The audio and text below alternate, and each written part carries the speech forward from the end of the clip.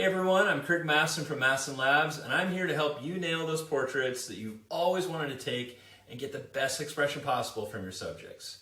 In a nutshell, I've been talking about the idea of the 3 feet of piece, where you only need a 3-foot square of clean background and good light to make a powerful portrait. I already talked about the first 2 things that you need to master this technique, which is location and lighting.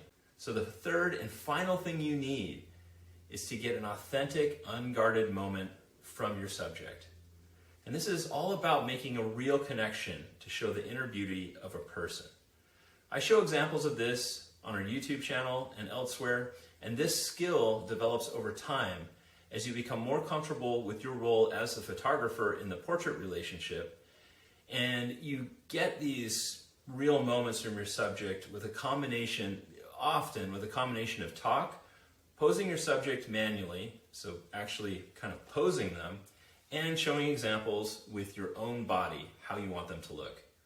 I hope that helps, and if you want to see more, be sure to check out our YouTube channel and follow along for more photography tips and tricks. Have a good day and happy editing.